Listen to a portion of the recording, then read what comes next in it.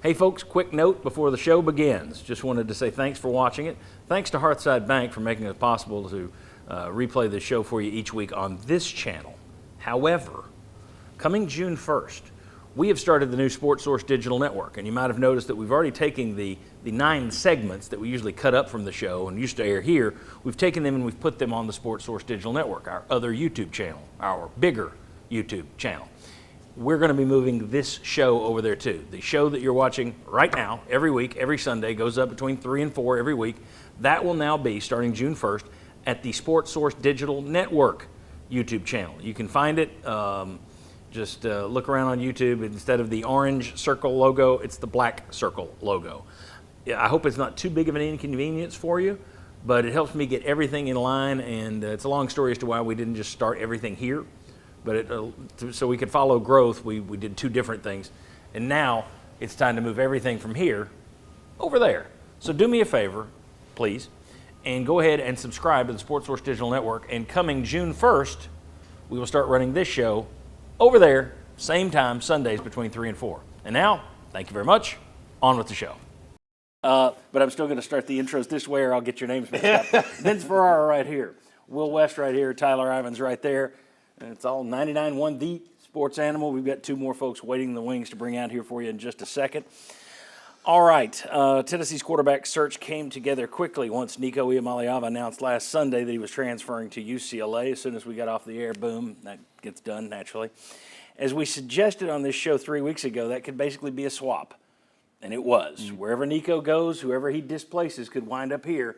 That's what happened. Tennessee made a run, as we discussed last week, at Josh Hoover and some other guys. Hard to pry anybody out in April. So Joey Aguilar says, all right, I just transferred to UCLA from Appy State, and they've chosen Nico. I'm going in the portal. I'll wind up back at Tennessee. Let's go ahead and look at the numbers of these 2 guys. We can compare them. Up at the top, you've got Joey Aguilar's numbers in 2024 and 2023. I might have those reversed. Let me see here. The better year was... No, I don't believe you do. No, Yeah, I've got it right. Sure. I've got it right. Yep. Yeah, so you would think it would be higher than lower. My apologies. 2024 for Aguilar, that's what he did at Appy State last year, not as good. Very good the year before in 2023, and then you see Nico's numbers down there below. The interception number sticks out for Aguilar. Rushing numbers, kind of comparable to what you had with Nico. Yards per attempt, comparable. More overall passing yards for Aguilar than for Nico, but that's a major shift in who you're playing in terms of opponents. Aguilar started there for 2 years. Tyler, Aguilar, is he the starter? Is this a competition? Is this a competition, but Aguilar is the leader in the clubhouse? It's the third option. I'm glad you brought that one up. He is the leader in the clubhouse because $signs, because he has to be. If I'm Jake Merklinger, I'm going out there to try to win the job. If I'm George McIntyre, I'm trying to go out there and win the job. It needs to be an open competition, as you've already pointed out. The 24 numbers, they're not mirror image of what you got in the 23. They used to always refer to him at App State when they would do the Sun Belt coverage on ESPN. Man, he's dangerous, Joey Aguilar. You don't want him to have the ball with 2 minutes to go. Oh, he might also throw the ball to the other team with 2 minutes to go. And you could see those numbers back and forth. The completion percentage, more comfortable 2 years ago. In a Josh Heupel system where you have to cut back on interceptions, and the system will help you a little bit with that. 14, you guys kind of already highlighted bold italics. Got to cut down on turnovers or they could see a switch at quarterback very quickly. I don't think any starting quarterback in Heupel's system has ever had double-digit interceptions in a year. So part of that is the system, as we discussed a little bit last week. Will West, you agree? Is he the leader in the clubhouse, but it's not a done deal yet? No, that's his job. If he loses that job, then that's on him. I don't think the staff is incredibly comfortable with Jake Merklinger right now being the quarterback. One thing I was told was he's a year behind Nico's development, not just in class, but he was a year behind where Nico was at the beginning of last year. So he is a work in progress.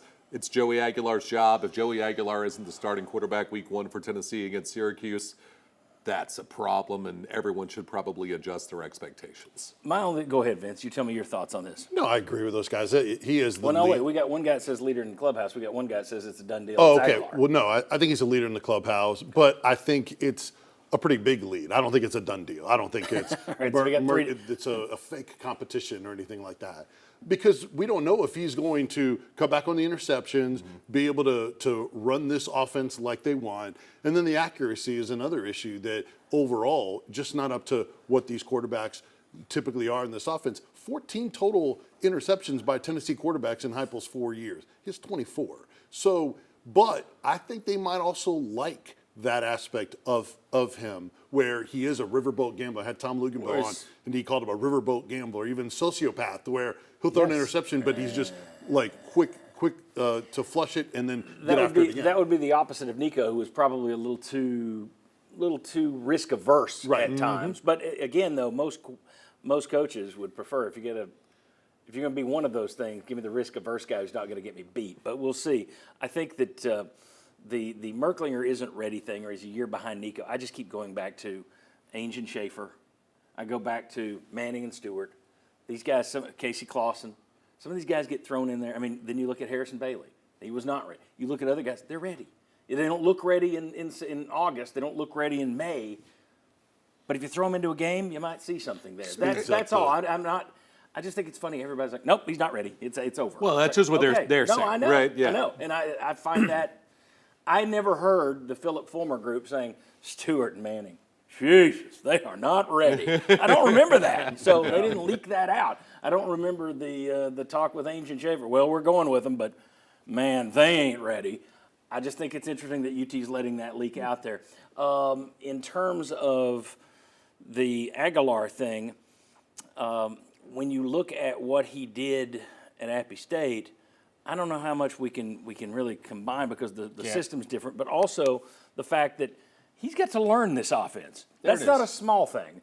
I talked to Sterling Hinton this week on the Sports Source Digital Network. It's up there now. You can go find it. I asked him what's going to be tougher, learning the offense in a short time or getting on the same page with your offensive linemen and your receivers. And he kind of leaned in that direction as well. So you got two things you got to knock out here and be quick about it. He's good, though. Like, he is a good quarterback. He gets the ball out of his hands quickly. Appalachian State ran at about the same tempo Tennessee did last year, maybe a little faster, but not as fast as what Josh Heupel did when Hendon Hooker was there.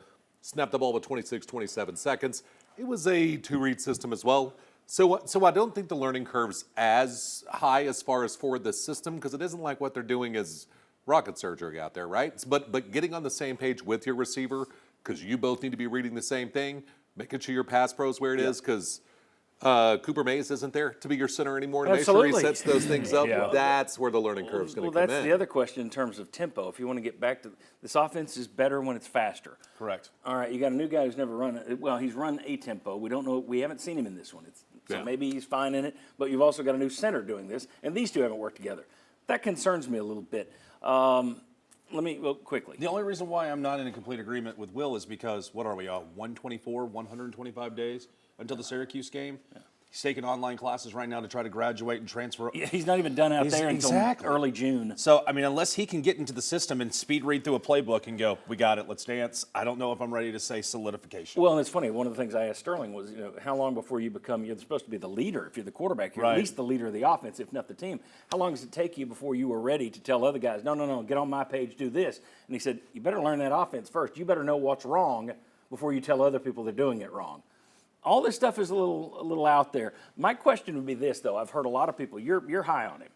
And we did a thing on the digital network as well where you think he could be better than Nico was last year. Short term. Here's my question for that. Here's why certainly possible. I'm not going in that direction simply because UCLA has had this guy in their system. And they looked at him and they said, it's April. It's a bad time to switch quarterbacks. Let's get Nico. That is a concern. I don't see how Tennessee fans can ignore the fact that UCLA has seen this guy, and they've seen Nico, and they said, we'd rather have Nico. So I guess we're counting on them being idiots.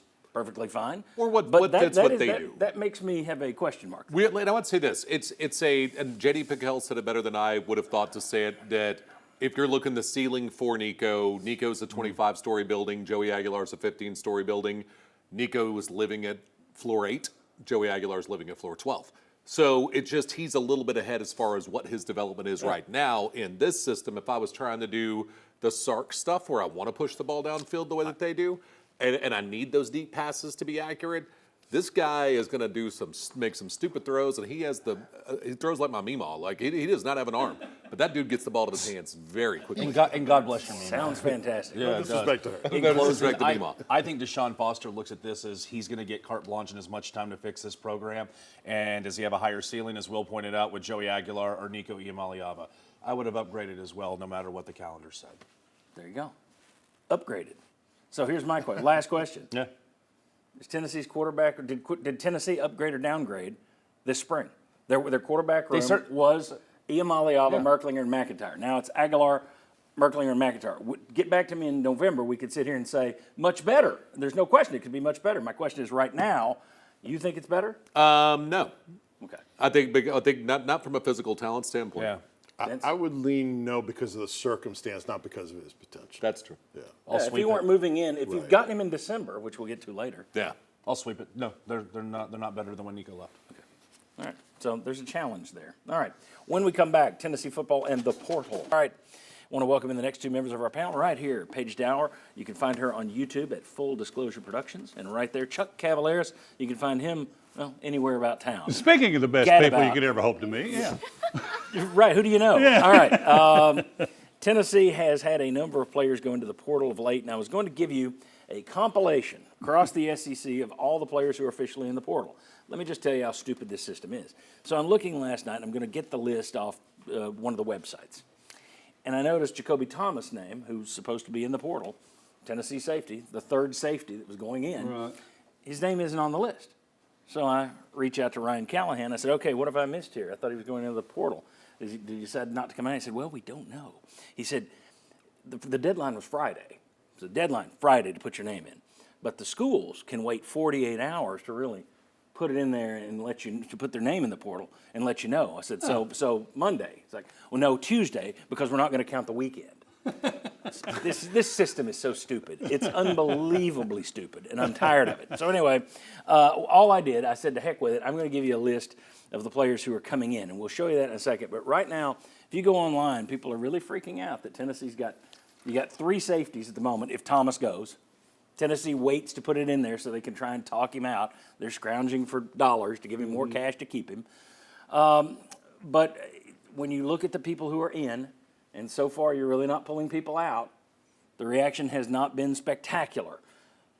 Right for people to freak out a little bit or no? I think so. I mean, I even went back the last couple of years, and the ratio that they have of guys transferring out and the guys that they're getting in is not a model that you can sustain. And it's kind of been trending this way where I think 24 guys have entered, and they've only received 5 guys out of the portal. You look around to the rest of the SEC, the only comparable team is Florida. And I think in that regard, you don't want to be comparable to Florida. You look at other teams like Texas and Georgia. They might be losing double-digit guys, but they're getting them back in the portal too. Tennessee's not really been able to do any of that from the December date all the way up until now. So I think it's concerning. They've got the culture, I think. Right. That's the hardest part of the equation I find sometimes, but something is disconnected within that program that players don't maybe believe that this is where they should spend a year of eligibility. The interesting thing is, for the most part, when Heupel has gotten somebody out of the portal, most of them have been somewhat productive. Most of them have been productive. Right. I.e. Jacoby Thomas. Yeah, the other interesting note to all that is after the Ohio State game, everybody's thinking they spent $20 million on their roster. We broke it down and yes, but the majority are high school recruits. And we said the best way to build is through high school and sprinkle in the transfers. There's not a lot of sprinkling is the problem here. They do a lot of high school recruit. Heupel's obviously a big believer in building with culture and building with young guys. 25-man class this past year. There aren't tons of slots there when you consider the NCAA issues as well. Chuck, does it concern you that Tennessee hasn't been grabbing a ton of guys out of the portal? Yes, and I can see why people, I don't know if freaking out is the right word, but when you out. look at, freaking out. When you look at the numbers, the portal should at least help you fill immediate needs, right? That's how I look at it. Heupel looks at it, and it's hard to argue, long-term success is about culture and about all of the things you do, maybe even off the field, to build that chemistry. But there's more of a happy medium there, right? Don't you think you could do with like a few less high school recruits and a few more proven players out of the portal? That's what I would say. We're talking social media, so the term freak out Okay. 100% applies. That is the only thing I'll that's get gonna you. I'll get you in 1 second. Let me show you the numbers that we put up. All right. Now, again, this isn't the portal isn't finalized. Some people could be in the portal, but we don't know about them yet. But here's what everybody in the SEC has brought out so far. Okay, the number to the right of the school is how many inbound players they have announced at this point. Alabama 3, Arkansas 6, Auburn 3, Florida none. Georgia 4, Kentucky 3, LSU 1, Oklahoma 4, Ole Miss 6, South Carolina 2, Tennessee has 1, Texas 5, Texas A&M 0, Vanderbilt 4. The average is about 3.5 players. Now, in terms of the quality of the player, of all those players that are coming in, there are only 4 4-stars. 1 to Georgia, 1 to LSU, 1 to Oklahoma, 1 to Texas. The better programs, bigger names anyway, if you count Oklahoma. So it's not a ton of 4s and 5s that you're grabbing. In fact, the only 5-star in the portal was Nico that I was aware of. But you look at Tennessee and you got 1 player out of that mess. Everybody else is filling needs, as these two over here talked about. Will, thoughts on Tennessee not grabbing players out of the portal, always loading up on high school players? I don't know, you can make a case that the investment is more risky if you're getting, say, an 18-year-old quarterback. But what are your thoughts on this whole thing? I think Tennessee's struggling financially. I think that right now Tennessee's behind. I think they're working to remedy that right now by going to some boosters saying, hey, we need more money, but the cost to do business went way up. Look at basketball rosters. Doubled And you're having to in a year. And you're having to completely rebuild your entire basketball roster this year. And all this comes from one pool. We've talked about it on this show before. I think that's, if you're having to pay all this here, it's got to be coming from somewhere. Yeah. So I agree with you. I think there might be a little bit of a pinch going on. And I also think you paid Mike Matthews like he's a quality starter with 7 catches last year, right? You paid Sanders $800,000, $750,000 more than you planned to pay him before he came in, or you were going to lose him to Ohio That's State. right. So Who was you do going to get him that for less? Yeah, Boo Carter. You had to pay him like he's a star player right now. What did you Like bump? he's Travis Hunter. Yeah, I mean, really, What that's did what you're having to do. What did you bump Ricky Gibson? Yeah. Because he was threatening to go into the Because he was portal. going to go to another conference. And Yeah. so and if you don't pay him, someone else will. I think Tennessee's been over their budget. I think that the Nico thing helps because they could save some money there and get a couple of players there. But we had the Rutgers lawsuit that happened last week, you and I were talking about. A Rutgers safety is making $550,000. I think it's very difficult when your boosters are in their 70s, 80s, mid-80s, to go to them and say, hey, I need $800,000 for a pretty good safety. That's a tough sell. And right now there are boosters who are pushing back on that. And I think that Tennessee's working to try to get more money, but there are a lot of the old head boosters that are just saying, I'm not handing a 19-year-old or an 18-year-old $500,000, and I don't know if he's good. I just wonder if the booster situation isn't like that just about everywhere, though. Maybe it is. Maybe it is. But that's, I still agree with you that I think there is a pinch right now. And I Go think ahead. it's because Mike Matthews was in a prime spot to go out there and get the money that he wanted because of all the guys that left in the portal. And I think that's where it becomes more of a, oh, we just don't have all the money. It's just like there's a disconnect in maximizing talent there because you have so many people maybe in those accessory positions that are leaving and you're not really getting anybody back. So maybe if Mike Matthews isn't worth that first rounder, number 1 receiver money, there's no one else there to get that. Well, I mean, You're having to pay people, Right. or else it's either going to be this guy or a true freshman. Because You imagine just how bad it recruited. would be if all those guys left and I then know. Nico left. And the optics of that. And that's I what think- that's what Nico's group was counting on too. It's like The you're your leverage. guy. It's the leverage. Yes. And I noticed, Tennessee, you say, well, we need to go get a receiver in the portal. Well, Syracuse has one, and they're upset they're losing it. And he wants $2 million. And he wants $2 million. That flabbergasted me. So that's what you're up against, John, too. Yeah. I mean, but here's the one thing. If you're going to go heavy high school players, we need to see some more player development and kids playing earlier because they're going to transfer if they don't get to playing time. Here's the thing: if you play a bunch of kids early this year, you know what that means. Most teams that play a bunch of kids aren't going to the They playoffs. suck, yeah. Okay. So are people going to be patient? Probably I don't not. think they are. Of course, I don't think they are. So you can all say we need to see more freshmen, Yes. and then you go out there and you finish 7 and 5. Yep. The hell's wrong with this guy? You're playing all these freshmen. All right. We got a poll question for you today, and we're going to answer it ourselves at the end of the show. But let's put it up here. Get your smartphones out. Boy, this thing's going in one direction early. All right. Is 2025 a rebuilding year for Tennessee? All right. The vast majority of you who've been online have said, yes, it is a rebuilding year. Some of you, small amount, say it wasn't until Nico left. And then the other option is, in Heupel's 5th year? No, not a rebuilding year. You tell us, look at that Hearthside Bank logo. There's a little QR code there. Point your smartphone at that, go along and play, and tell us what you think. I want to see that little those orange bars moving back and forth. So go ahead and tell us what you think. I'm going to read a little bit here. Chris Lowe, Max Olson, and Adam Rittenberg combined on a long story on the Tennessee Nico divorce. Came out Wednesday, I think. There were some new things in there. There were some details, some things that we'd heard hinted at. There were some timeline things that got straightened up. I just want to read some blurbs and get you folks to react. So it's story time. Ready? Lock in. Here we go. On December 28th, hours before the winter transfer portal closed, Tennessee sources say Iamaleava's representatives, including his father Nick, reached out to Spire Sports and were looking to increase his pay for 2025 to around $4 million. Okay. Sources close to the quarterback deny that they were seeking $4 million. Iamaleava wasn't returning phone calls from coaches at this point. This is December. Yes. This isn't April. This is December. Sources close to the quarterback said he needed to take a mental break following the Vols' 42-17 loss in the playoffs, but they acknowledged they did seriously consider entering his name in the portal. Tennessee sources say they believe the Iamaleavas reached out to several schools, including Miami, Ole Miss, and Oregon, to gauge interest. Tennessee coach Josh Heupel seemingly able to smooth things over and keep Nico, but they didn't give him more money. I'll give you my reaction because this validates what I've been saying for 3 weeks now. You should have done this in December. Mm-hmm.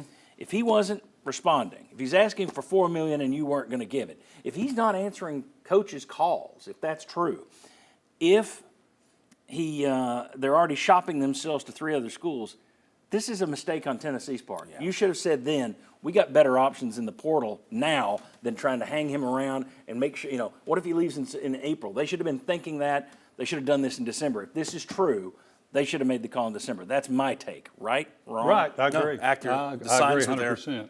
And it's the December 28, he's not answering calls then. That's interesting. Right. Yeah, like you can take the time off, but tell your coach, like, hey, I'm going to need a moment. That loss was really tough. I'm really, taking it hard. Then we have a couple of days, and then you can circle back. And I think, like you say, you were going to have better options at quarterback if you did it in the winter transfer portal than you are now, when it's kind of scraping the bottom of the barrel. If anything else, it could have been suspended for conduct detrimental to the team. That's what I've said. That's what it is. But I don't know. What are you suspending? Well, I mean, if you're not talking to your coaches, they also miss some workouts. But I'm just saying. That's not in December, though. Right. But you're not doing what you're supposed to do. All right, skipping forward, you just went to it. Multiple sources at Tennessee told ESPN that Iamaleava missed 2 off-season workouts in February, and that his father told Tennessee coaches that Iamaleava's attorney advised him to skip the workouts until he worked things out with Spire Sports. Iamaleava's camp contends absence was over a payment issue with Spire. A Spire representative told ESPN there were no missed payments. Nick Iamaleava couldn't be reached for comment. The quarterback returned to workouts the next week, but his NIL deal remained unchanged. Thoughts, reactions? What are you believing there? I'm not showing up to work if I'm not getting paid. John, I'm not showing up on the set unless you pay me to show up on the set. It's pretty. Well, it's been good seeing you. This seems all fair, and everything is now pointing in one direction, but it still goes back to the first paper that you had. Those signs are there. It's just like a messy breakup. You know it's coming. Let's just split sides and just go our separate ways. Yeah, it's a little like I keep finding my wife at hotels with guys, but I didn't think she'd ask for a divorce. I don't think it was I quite didn't think she'd ask for a divorce. Exactly. All right. Now I think you could pick up on the signs. Oh, yeah. When Chuck acts like somebody's gone too far, please. Okay. Any responses to the missed workouts thing there? I mean, again, they're not showing up and they say it's because they weren't getting paid. Why else would you miss 2 workouts in February? Right. Yeah, the holdouts are so strange to me in the college landscape, Yeah. and I think that's why you're starting to see all these GMs. But I guess, like you say, if I'm not getting paid and I'm here to play to be paid. Now, Spire says there were no payments missed. So is that but he just missed for something? He said, she said, there's a lot of finger pointing. There's a whole lot of it, and that's the thing we'll get to in all this is these stories are just wildly opposite one another. Here's the next one. According to Tennessee sources, talks continued into spring between the collective and Iamaleava's side. There had been opportunities in place for Iamaleava to make well into the 6 figures in additional NIL earnings, one source said, if he agreed to certain appearances and requests, but he declined to do so. I spoke to somebody who told me that the response was he needs to focus on football. Well, In other words, here's another $500,000. We've come up with this. All you have to do is autographs and show up. Right. And it's like, no, I just want the money. right. See, it was a pay-for-play thing. I mean, we ought to just call it what it was. Part of the course, that's NIL the deal is to silliness of show all up and do those things. We've seen them do them. What? West Town Mall. We've seen them all. Not over. everybody showed. Not all those guys show up to all But of them. still, They do your not. quarterback that's making top dollar is supposed to Exactly. be, and not he ghosted them on some of those things too. What is a collective? He's not the only one, but yes. How's a collective supposed to recoup the money that they give to a player if there isn't autograph sessions, if there isn't meet and greets, if there isn't appearances?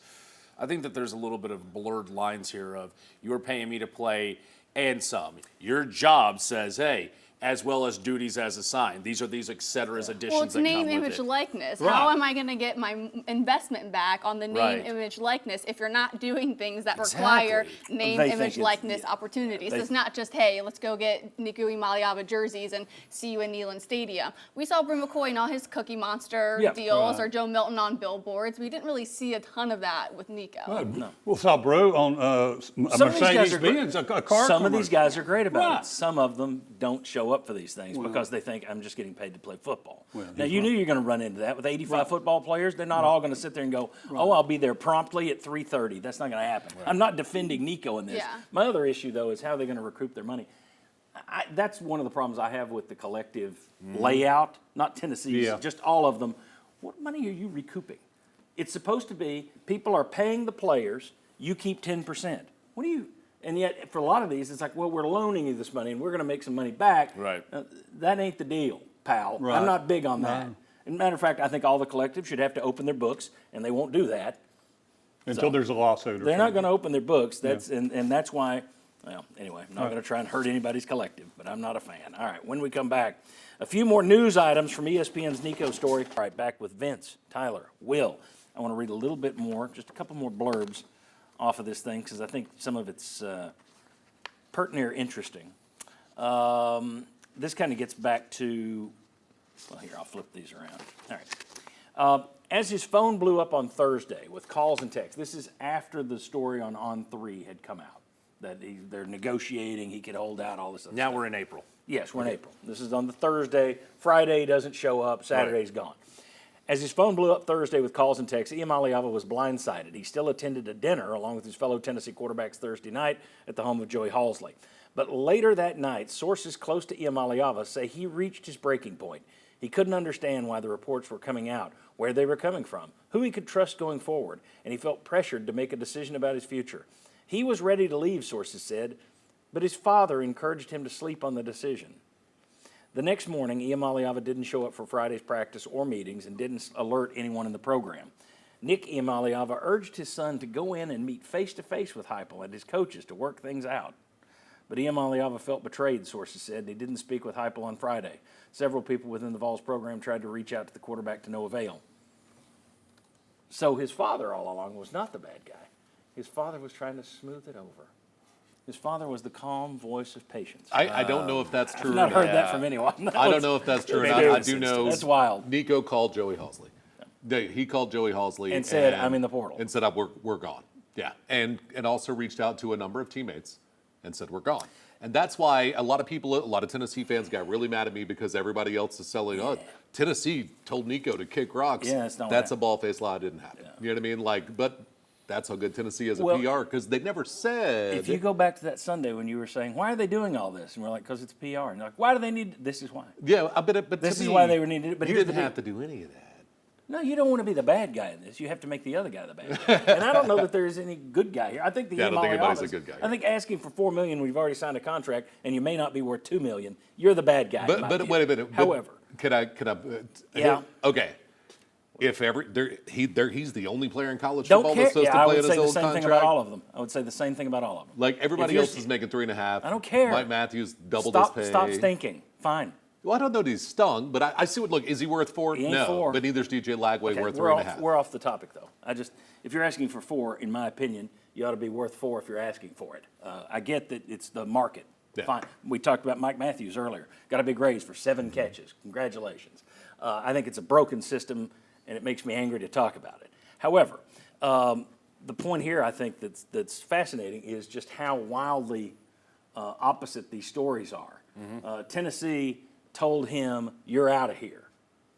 No, they knew he was going when they came out and said no one's bigger than the program. That is kind of a spin thing there. That's a post-move spin. That one makes that one's a little questionable. That's got hey, I've got a better job. I'm going to move on. Appreciate it. Well, you can't quit. You're fired. Exactly. Yes. Perfect. Okay, I guess I'll take. Sure. Yeah, that's kind of what that is. All right. But I still don't think that's a huge problem. It's just that's the facts of the case. did- Everybody celebrated that you told him to stick it. You didn't pay him, so you kind of told him to stick it, but you didn't actually tell him. You know, No, right. Nobody's bigger than the program. Hit the bricks. He was Yeah. already gone by that time. Josh Heupel said in the post spring game press conference that they knew that it was over basically after when he didn't show up, Right. after that practice. So But did still made it sound though like when he didn't show up, he was off our team, or you could take it as, well, we knew he was gone at that point. It depends on the interpretation. Most people I've heard from took it as when he didn't show up for practice, Heupel gave him the heave ho. That's exactly right. Did they make that decision and say we're done with this? We're not gonna deal with this anymore, or was this, oh man, he's definitely leaving? That was on Friday after that practice, and then Nico calls later on and says, calling Coach Halsley as was reported that he's leaving. So which one came first in the afternoon of Friday? So it could very well be that spin that you guys are talking about. But we don't. And I would say Tennessee's so good at PR because did they ever say they kicked Nico? No, they said we've moved on. Right, but Like everybody Tennessee took is it so good at this. But here's They the did thing. it. They really are. Well, Lane Kiffin nailed it, and we used that comment last Yeah. week where he said, look, schools have more access to the media. Schools do this more often. Schools know what they're doing. Yeah. But here's I'm still not with you that UT is somehow the villain in this. I don't know that anybody's the villain in this. I think it's business. I do think it's kind of amusing though that Nico's dad is telling him, "You need to meet with them, son. Yeah, I don't mind that. You need to Yeah. sleep on it." I don't mind that doesn't sound like anything No. anyone's ever said about Nick Iamaleava. I'll give you that, since but he's been here. guess what? I'm also the type of friend too that's going, you're going to leave a 6-figure job for what? To go live in a van by the river? Why don't we sit down and talk about this before you make a bad decision? Well, I will say this. On that report, I can vouch for 80% of it. I have gotten it confirmed to a lot of people that a lot of that's true. That is the part I've never heard. Yeah, nobody's ever heard that. Here's the last couple things I want to read. Although UCLA has been pleased with Aguilar as a good fit for Sinceri's offense, it also viewed Iamaleava as a clear upgrade. He'd started a full season for an SEC team that went to the college football playoff. UCLA recognized some of the drama in Iamaleava's orbit, but the player himself was well liked by those inside the Tennessee program until his no-show. Now, here's another one who didn't get the message on the Tennessee side. A Tennessee source told Lowe and Rittenberg and the other author, he was never a troublemaker, worked hard and didn't cause problems in the locker room. He was quiet and kept to himself a lot, sort of had that California cool to him, but it's unfair to paint him as a bad kid. That's true. So And even that's Tennessee opposite. people have said that. Well, but it has been spun the other way in that he's been made out to be this bad guy. He's the only one who didn't show up Yeah. for NIL deals. No, Mm-hmm. there's a whole lot of them don't show up for NIL deals. That, and we talked about that in the past, that, okay, it has gone too far into making him this villain. I don't think that really fits either. I think that the family asked for too much cash, so that makes you the bad guy in this, in my view, because you weren't worth it. But I don't think the kid was evil. No. And the idea that he was some sort of, now we know what he was really like behind the scenes, I don't think that was the case. And you heard it from people here too. So. I will say, Tyler and I have been at 2 different remotes where a very well-loved and respected player was supposed to show up. Both times they lied to the people they were supposed to show up for and said that they were at practice when it wasn't the time that practice happened. Yeah, that's nuts. And I'm guessing that happens everywhere across the country. Because when you give somebody money, they know you're going to give them money. And all they have to do is say, I want more money. Yep. And then you bend over and give them more money. All right, when we come back, Tennessee's lands its best recruit ever. All right, let's take a look at the poll, see where that thing's standing, if it has flipped at all. Oh, yeah, there we go. There we go. That's what I anticipated. Yeah, there aren't a lot of people in the middle saying it wasn't until Nico left. You've got the majority, barely, saying yes, tons of new starters. It is a rebuilding year. Then you got the other side that has come in Heupel's 5th year? No. We'll be giving you our answer later, but keep clicking, keep clicking. You should never rebuild at Tennessee. You just reload. There you go. Yeah, that's now you've campaigned. All right. Tennessee has made 3 big additions since basketball season ended. Jacoby Gillespie, transfer point guard from Maryland.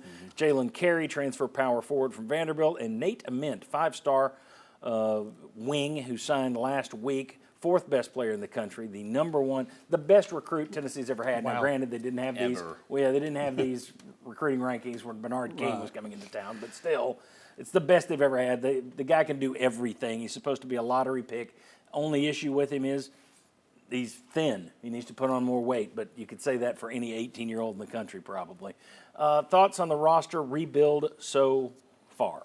I thought they were really smart with the guys that they went out and got, not only in the transfer portal, but the guys that they signed. I like what they were saying about Ahmet, about being like the number 1 guy in their eyes from the high school ranks. I think they got the size and length that they needed too, especially if you compare it to their last game against Houston. Size was a huge component to why that game was so lopsided at the end. So I kind of like where they're starting. I think they've got a couple more spots, but I like where they are now. Especially the 3 levels you mentioned, John. You had to go up and find shooting guard, right? Well, you need you need a shooting guard. You still need to. Need one. Yeah. And a power forward, that was your biggest deficiency, especially the way Houston game go. You just weren't, you just didn't have anybody. But with Matt, I would say tap the brakes just a little, right? I mean, he's 6'9", 6'10", 185. They're talking about, in many ways, as a public school top player in Virginia, he may have only tapped like 25% of his potential. That he's a good shooter, but he's not, it's going to be really interesting to see how he develops under Rick Barnes. Because this could be a lottery pick. Yeah, he's expected to be a lottery pick, yeah. Gentlemen, thoughts so far?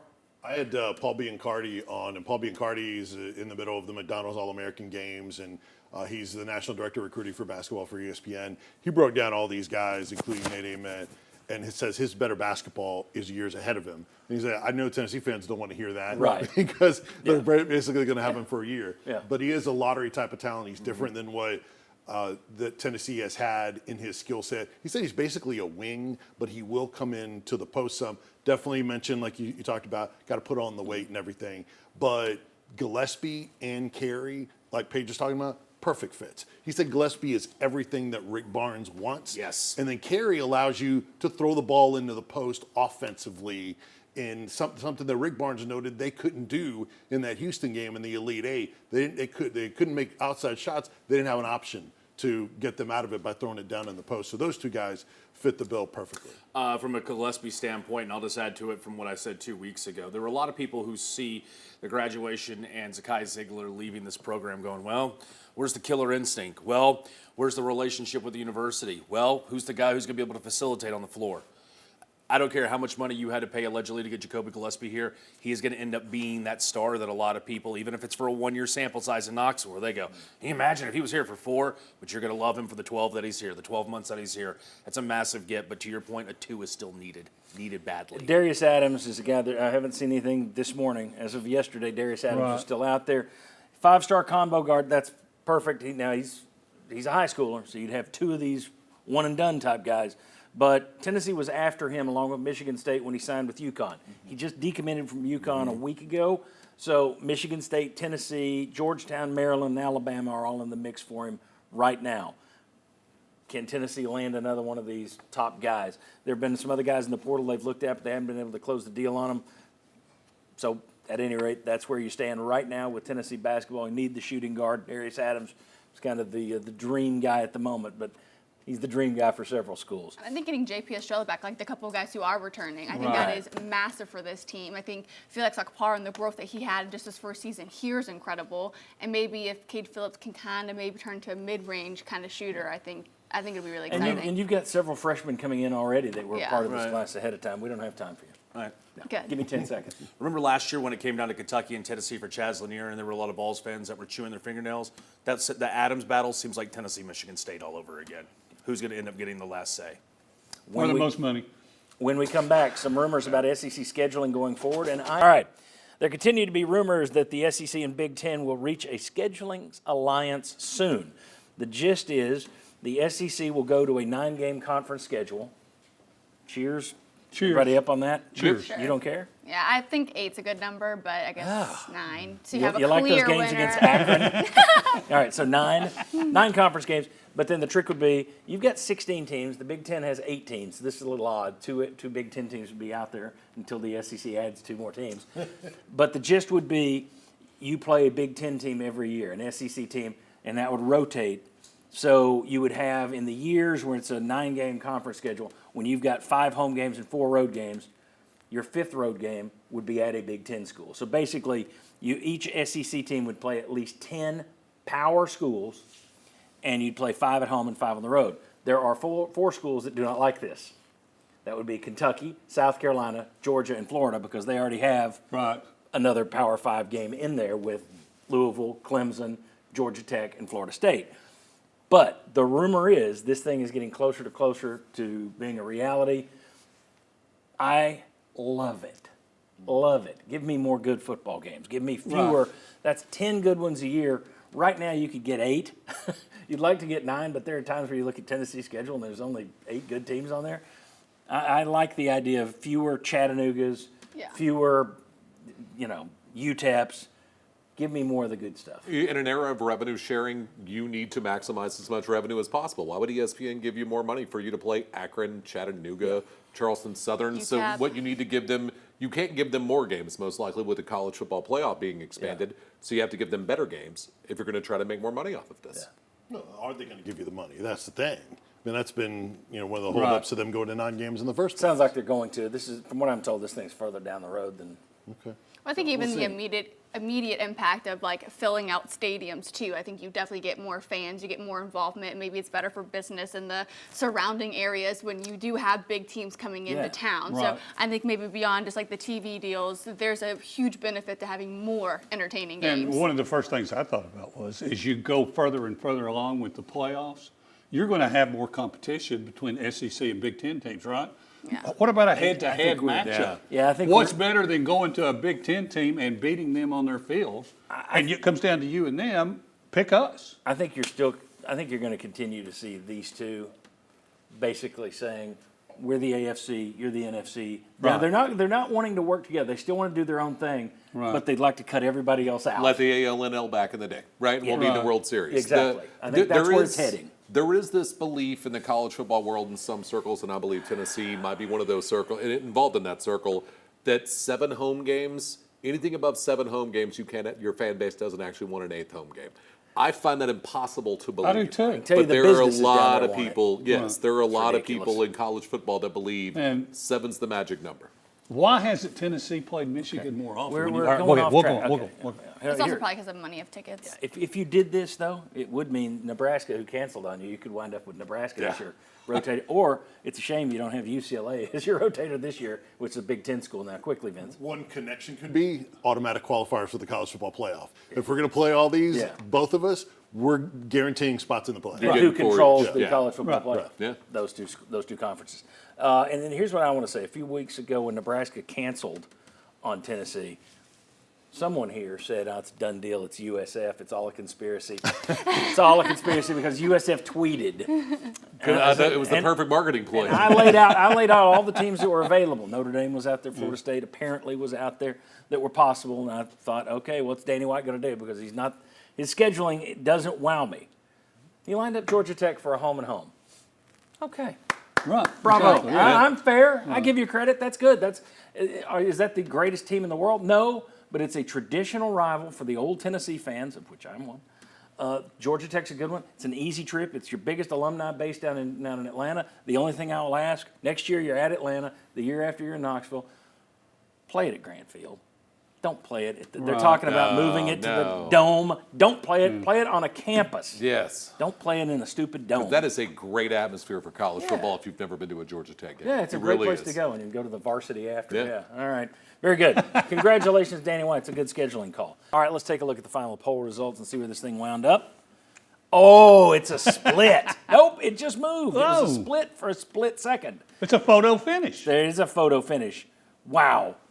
49% right now. Yes, tons of new starters.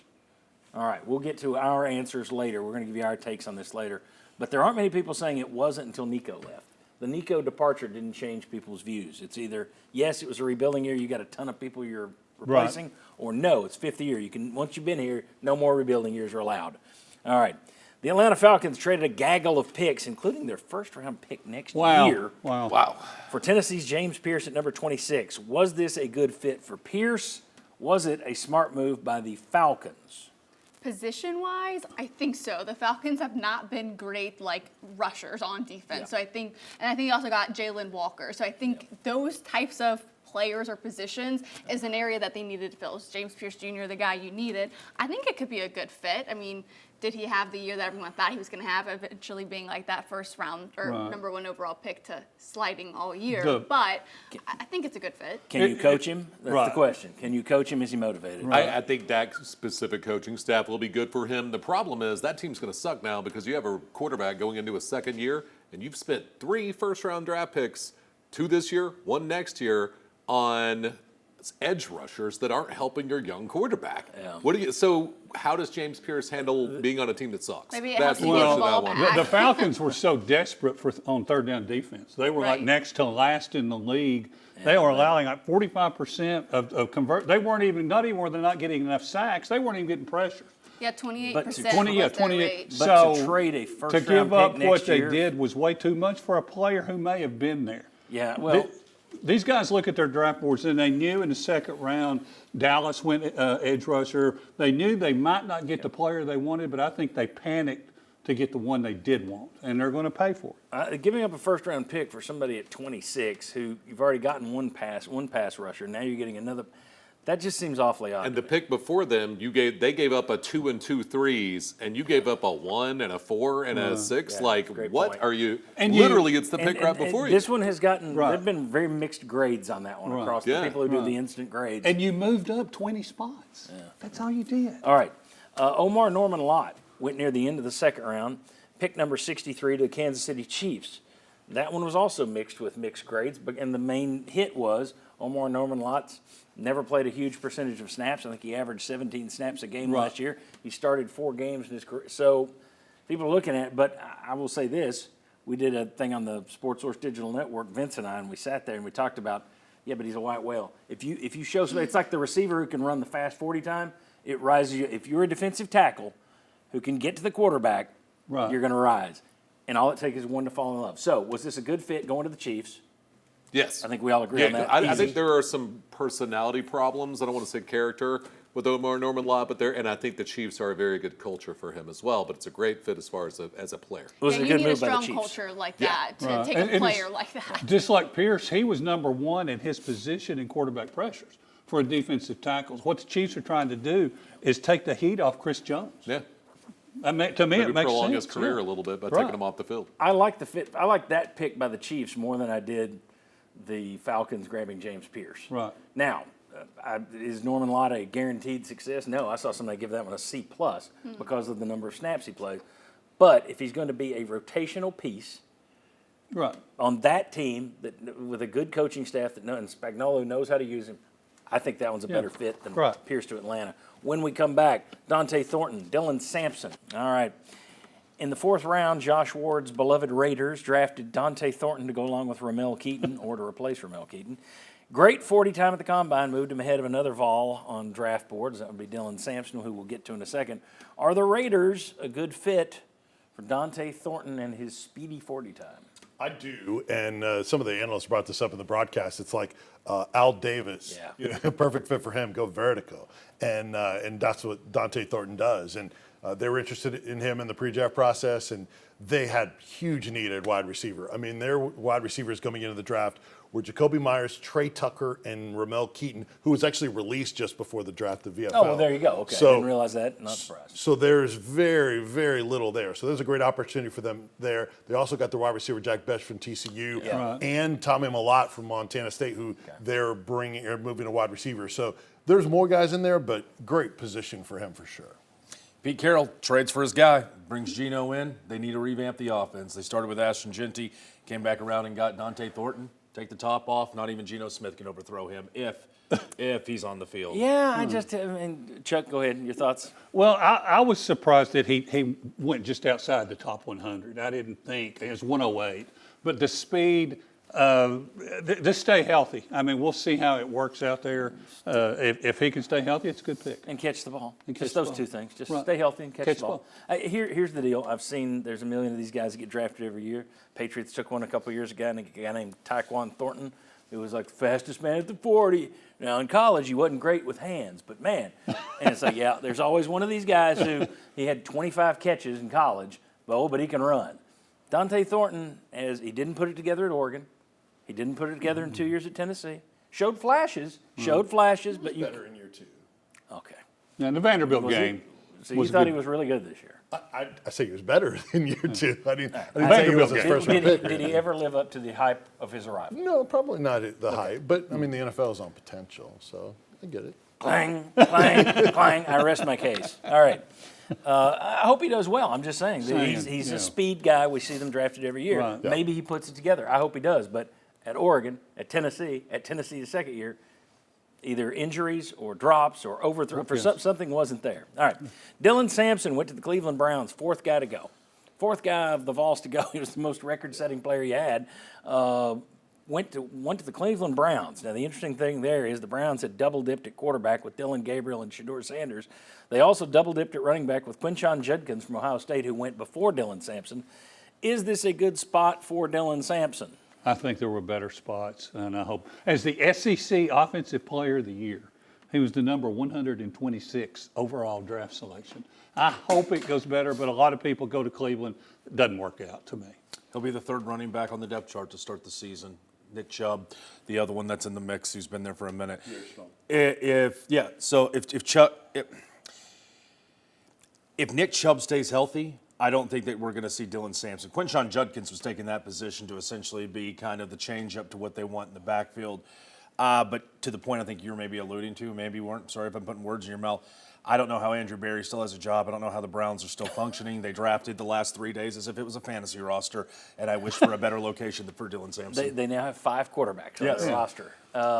Vince, you like this for Dylan Sampson? Well, I thought that it was a potential landing spot because they only had 2 running backs on their roster. So the potential for playing time and him having some running success there is there. The team isn't likely to have success. So I think that's where the tough spot is. You wish you could get to, on a winner, a team that can compete for a championship in the short term. But in terms of opportunity and interest, the Cleveland Browns fit the bill. It's interesting. I don't know, when I see anybody at Tennessee wind up there, I'm wondering how much of Jimmy Haslam is involved in that. Yes. Good point. I was listening to MMQB's Albert Breer this week on radio was talking about the fact that he didn't think that the Browns would take Shedeur Sanders because he didn't think Kevin Stefanski had a great meeting with him. He said, now, if their owner gets involved, and he said it in such a way that Jimmy Haslam is now kind of, no offense, Chuck, he's put in there with Jerry Jones in terms of, well, you never know what the owner's going to do there. Right. So I wonder if Dylan Sampson, if part of that was Vol on Vol. But maybe it's a good landing spot for him. We'll see. Well, and it's a good value pick for the Browns. I was talking about from Dylan Sampson's perspective, Yeah. and I hope it works out. Yeah. But, yeah. Out of the 4 names you've brought up, the person who has the best landing spots are more Norman Lott. For the other 3, I agree. because of the value and what they had, And the the capital. coach and the team. And what he's going to be asked to do. Exactly. Yeah. All right. Really good. Chuck, thanks for coming in today. By the way, is 2025 a rebuilding year? Yes. You say Offensive line, I mean, especially off, and then I think you're going to see more concerns on defense too, but especially offense. He says it's a rebuilding year. I do. The rest of us will weigh in next. Come on back on the Sports Source. All right, welcome back into the Sports Source. And if you're looking for more Sports Source content, we've got it. That's Saturdays at 11 a.m. right here on WATE6. We invite you to start watching that show. And then, of course, you can catch tons of, we've got like 160 videos now up, I think, at Sports Source Digital Network. So get over there and check that out. We appreciate you for subscribing. We're at 2,300 subscribers now, and we're still under 3 months, so thank you very much. Appreciate you checking that out. I think you'll enjoy the video if you get over there. We got all kinds of different shows at the Sports Source Digital Network. Okay, we saw your answer in terms of the poll question. Now, I wonder, I didn't tell my guys this. Could you call up the poll? Could you get that back up there? All right, so right now it's 50% to 46, so we'll leave that there while we discuss this. In terms of this being a rebuilding year, those are your 3 options. We'll give everybody the same 3 options the folks at home got. Paige Dower, where are you going? I think it's a rebuilding year, but not by design. Of course, you'll have rebuilding years once, you maybe are like a Georgia or Alabama and you're losing 12, 15 guys to the NFL draft. You're losing guys to graduation. Rebuilding is not necessarily a negative thing. It can be indicative of a positive thing within the program. But I think because you lost so many guys in the portal, you're relying on talent in your high school recruits and your freshman guys and then you lose Nico, which, your quarterback's the most important position. I do think because of those things, it ends up being a rebuilding year because of how it kind of has fallen apart, not because things happened the way you wanted it to. I think it happened because they didn't do more. So would you have still said it was a rebuilding year before Nico? Or did Nico push you over?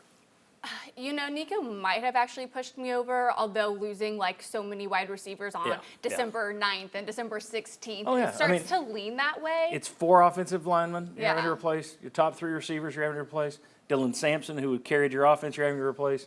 And then you throw on top of that your starting quarterback.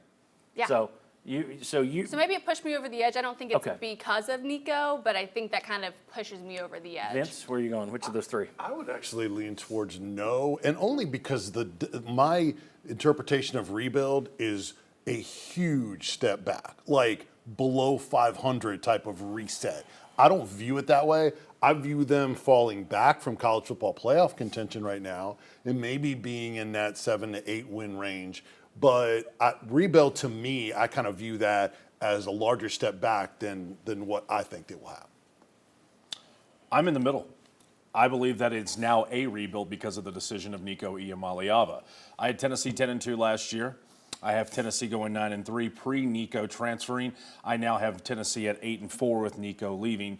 I always poke fun at some of the baseball guys, the wins above replacement, the wars, and the nerds. Yeah. I think Nico was good for a game, and I think going from 10-2 to 8-4 is a little bit of a reset / a setback or rebuild because of the Nico leaving. Not a rebuild. It's just the year that you play Alabama and Florida on the road. And there are 21-year-olds alive right now who have not seen you beat Alabama or Florida on the road. So that means you're going to take 2 losses that maybe you didn't expect to take last year. You're going to take them this year because you play Alabama and Florida on the road. Mm-hmm. Look at the poll. It's now flipped. No, it is not a rebuild. You don't get a rebuild in your 5th year. I think that's silly. Sorry. You can have a rebuild anywhere. That's just if you lose a bunch of NIL people and in transfer portal. Yes, of Right. course you can have a rebuild. That's the 5th year has nothing to do with it. Literally nothing So to do I with don't it. think it's necessarily an inherent negative thing. Yeah. The way it happens can make it more negative. I think it's going to be taken as negative. But Well, I would have yes. said, look, we did this last December, as soon as the Ohio State game ended. We did our post-game show, and we had a ton of people out here, and everybody gave their prediction for next year, and I said 8-4. And it was a bunch of better than 8-4s until I said 8-4, then Overstreet 8-4, then Mike Stoll 8-4. I thought it was going to be a rebuild before Nico. I think it's going to be really a rebuild now because I don't know what you got at quarterback. He may be great, but I know the people who are saying he'll be better are saying that based solely on wish, on hope. There's no way to know he'll be better. Or watching tape of both last year because Nico was limited. All right, you think he's better. All right, I'll give you that. I think he's better in this offense. We'll see. I've never seen him in this offense. You've envisioned it. You're right. I haven't. Okay, so I just think that's a stretch. We'll see though. But at any rate, I do think it's a rebuild.